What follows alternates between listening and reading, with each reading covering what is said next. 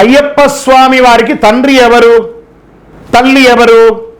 అయ్యప్ప స్వామి వారికి సాక్షాత్ పరమేశ్వరుడు, మహావిష్ణువు అవతారాల్లో ఒకటైనటువంటి మోహిని అవతారంలో ఉన్న మహావిష్ణువు అయినటువంటి మోహిని స్వామివారి యొక్క తల్లిదండ్రులు. మరి స్వామివారిని కలియుగంలో పెంచినటువంటి తల్లిదండ్రులు ఎవరు? స్వామివారిని పందల రాజుగా ఉన్నటువంటి ఆ రాజు పెంచాడు. కాబట్టి ఎలా రాజుకు దొరికాడు? గోరాడవిలో బాలునిగా సర్పము నీడలో తవలింప, వేటకు వచ్చిన బాలునకు రాజునకు పసిబాలునిగా కనిపింప. ఆ రాజు పందల రాజు వేటకు వెళ్తుండగా పంపానదీ తీరంలో స్వామివారు ఆ యొక్క సర్పము నీడలో ఉన్నారు. తీసుకువెళ్ళి ఆ భార్యకు ఇచ్చాడు. మా వాళ్ళకి పిల్లలు లేరు, పెంచుకుందాము శివ ప్రసాదమని. అతని పేరు రాజరాజవర్మ. స్వామివారి యొక్క తండ్రి పేరు రాజశేఖర పాండ్యుడు రాజరాజవర్మ. ఆ అమ్మవారి పేరు, పెంచిన అమ్మ పేరు ఆర్యాంబాళ్. తల్లిదండ్రుల యొక్క పేరు, పెంచిన తల్లిదండ్రులు వీరు, జన్మ ఇచ్చినటువంటి తల్లిదండ్రులు వారు. ధరించకూడని అయ్యప్ప స్వామి దీక్ష ఎప్పుడెప్పుడు ధరించకూడదు, ఎప్పుడెప్పుడు దీనికి ఏమైనా నియమ నిబంధనలు ఉందా అని అంటే, తల్లిదండ్రులు మరణిస్తే 1 year వరకు ధరించకూడదండి. భార్య చనిపోతే కూడా 1 year వరకు ధరించకూడదు.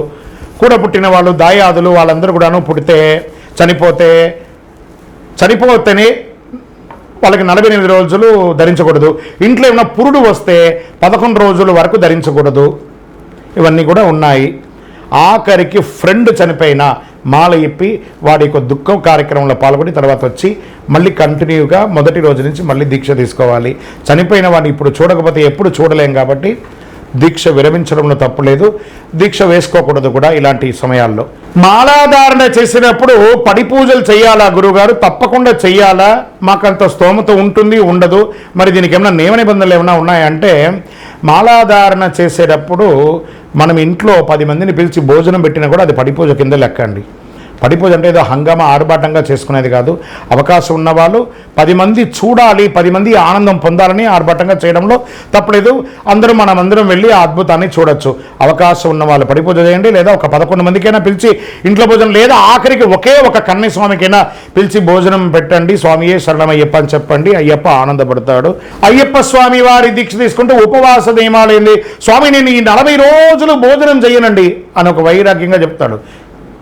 సాక్షాత్ అయ్యప్ప నీ మెడ మీదకి వచ్చేసాడు కదా, ఆయన పస్తు పెడతావా? మిగతా రోజుల మట్టుకు ఉదయం, మధ్యాహ్నం, సాయంత్రం, రాత్రి అన్ని రకాల చెత్త వేసి బాడీ నాశనం చేస్తావు. ఆయన ఉన్నప్పుడైనా సాత్వికమైనటువంటి ఆహారమైనా కొంచెమైన ఆహారం తినాలి, కానీ అతిగా తినకూడదు. సాత్వికమైనటువంటి ఆహారం, కూరగాయలు, పండ్లు, భోజనాలు, కొంత అల్పాహారం, ఆయిల్ ఫుడ్స్ని అవాయిడ్ చేయండి. ఫస్ట్ బ్రహ్మచర్యం పోతుందండి దానివల్ల. Oil foods ఆపేసేయండి.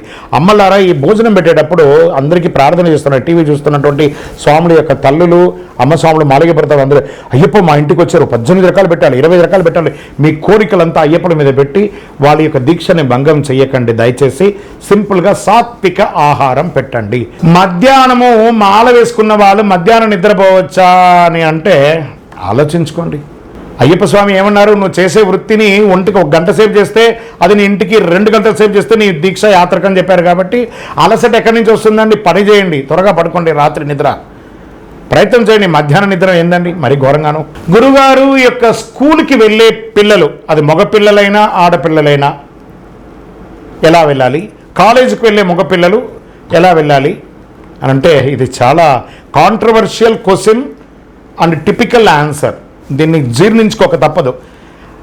మిడిమిడి జ్ఞానంతో కామెంట్స్ పెట్టకండి. ప్రాక్టికల్గా అయ్యప్ప మాల వేసుకుంటే ఏం చేయాలి? నల్లబట్టలు వేసుకోవాలన్నా లేదా? అలాగే స్కూల్కి వెళ్ళాలంటే స్కూల్ యూనిఫామ్ వేసుకోవాలి. దానికి ఒప్పుకుంటేనే మీరు మాల వేసుకోండి, లేకపోతే మాల వేసుకోకండి. మేము మాల వేసుకుంటే స్కూల్కి నల్లబట్టలు వేసుకోకుండా యూనిఫామ్ వేసుకోమంటున్నారు అని ఆ స్కూల్ ముందర, కాలేజీ ముందర ధర్నాలు చేసి మీ యొక్క మిడిమిడి జ్ఞానంతో ఆ ఆర్గనైజేషన్ ఇబ్బంది పెట్టి మిగతా పిల్లల్ని చదువు లేకుండా చేయకండి.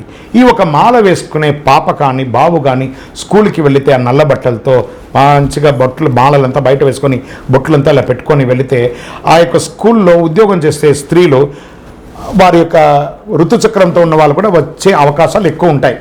వీళ్ళని చూసి అయ్యో సాక్షాత్ అయ్యప్ప అని చెప్పి వాళ్ళు దూరంగా వెళ్ళిపోతారు. వీళ్ళు ఒక్కళ్ళు దూరంగా వెళ్ళడం వల్ల ఈ ఒక్క స్వామి వల్ల ఎంటైర్ క్లాస్ డిస్టర్బ్ అవుతుంది. సో ఆ మేనేజ్మెంట్కి ఆ చదువుకోవాలని వచ్చిన పిల్లలకందరికీ ఒక స్వామి వల్ల మిగతా వాళ్ళకందరికీ చదువు అనేది ఇబ్బంది అవుతుంది. కాబట్టి దీక్ష మీకోసమే కానీ స్కూల్కో కాలేజ్కో కాదు.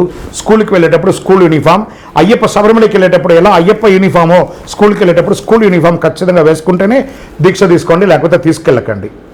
కాలేజీకి వెళ్ళిన వాళ్ళైనా స్కూల్కి వెళ్ళే వాళ్ళైనా దీక్ష మీకోసమే. కానీ కాలేజ్ అనేది కాస్త ఎక్స్క్యూజ్ అవ్వచ్చండి, ఎందుకంటే వాళ్ళకి అన్నీ ఆల్మోస్ట్ జాగ్రత్త పడతారు కాబట్టి స్కూల్లోనే ఎక్కువ ఉంటారు. ఎందుకంటే మదర్ లవ్ నుంచి స్కూల్కి వెళ్ళేటప్పుడు ఎక్కువ శాతం ఆడవాళ్ళే టీచర్స్గా ఫ్యాకల్టీస్ ఉంటారు కాబట్టి స్కూల్కి వెళ్ళే వాళ్ళ గురించి ఆలోచిద్దాం. స్కూల్ నియమ నిబంధనలకి ఉల్లంఘన లేకుండా దీక్ష తీసుకుంటే తీసుకోండి, లేదా పిల్లలకి మాలలు వేయకండి. మీరు విరుద్ధంగా మాట్లాడుతున్నారు, ఆధ్యాత్మికం చెడగొడుతున్నారు, ఇవన్నీ కామెంట్స్ అంతా పెట్టకండి, ఉపయోగమే లేదు. మీ బుర్రకు ఆలోచించండి. మీ పిల్లల్ని మీరు మాల వేసుకుంటే నల్ల బట్టలు వేసుకోవాలని అనుకుంటున్నారా లేదా? ఆ స్కూల్కి వెళ్ళేటప్పుడు ఒక సంతకం పెట్టుంటారు, మేము స్కూల్ మేనేజ్మెంట్ యొక్క అధికారాన్ని మించి మేము ఏ విధమైన ప్రవర్తన చేయమని మీరు సంతకం పెట్టి టీసీ ఇచ్చారు అక్కడ. కాబట్టి ఆ పద్ధతి, ఆ స్కూల్కి ఎంత విలువ ఉందో మీ దీక్షకు కూడా అంతే విలువ ఉంది. కాబట్టి దీక్షకి ఇచ్చే విలువే స్కూల్కి కూడా ఇవ్వండి. శరణమయ్యప్ప.